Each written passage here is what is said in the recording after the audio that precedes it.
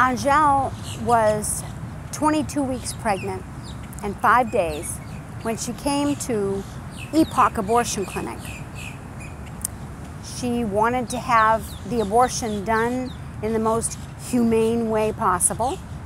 So she made her way from another state right here to Epoch. And when she arrived, the first day, she was seen by Dr. Harry Perper. And Dr. Perper gave her pills, which she was to take home and to insert the next morning, and then to return the next day to deliver her baby. Angel had come specifically to Epoch because she believed her baby would be put to sleep and then be born stillborn. But that first day when Dr. Perper saw her, he neglected to inject digoxin through her abdomen into her son so that his heart was never stopped. So he was still alive when she returned the next morning. Digoxin is the medication that they use to stop the heart of the baby before they induce the labor. It's a heart medication, simply.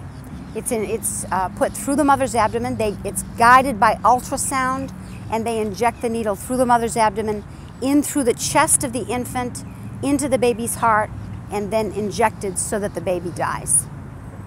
Although Angel signed a consent form giving them permission to inject her son with digoxin, Dr. Perper never did.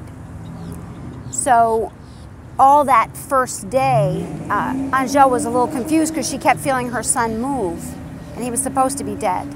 So she was confused, but she trusted that the abortion doctor must know what he's doing. So she figured by the time she came to deliver, he'd be dead. But that wasn't the case. When Angel arrived at Epoch, the following morning, as she was instructed, she waited at the door in labor. She had already inserted the Cytotec pills. Cytotec is the induction of labor pills. That's how they start the labor. So she was in labor when she arrived at 9 a.m. on April 5th, 2005. They let her in the door, and it wasn't very long before she felt the urge to push. She sat down on the toilet of the abortion clinic, and she felt something come out, and she stood up and saw her son inside the toilet, and then he was moving. So she cried out to him. He startled. The clinic worker came into the room, and Angel said, "My baby, help my baby."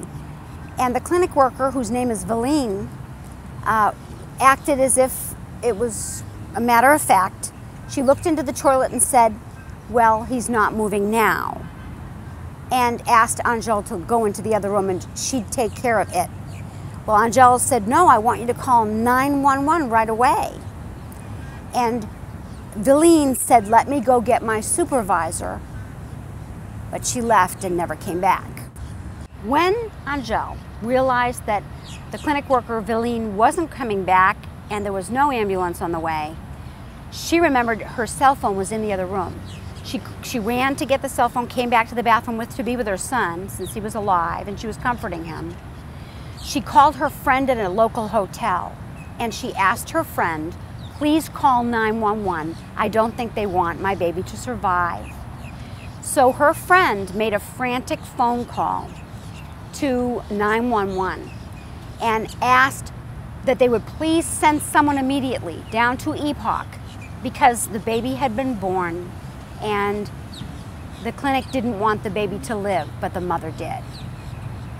When I listened to the 911 tape myself, I was so upset to think that a person could call for help, a matter of life and death. An infant is in a toilet, he's alive, and he needs immediate help. And the 911 operator couldn't even figure out where Epoch was.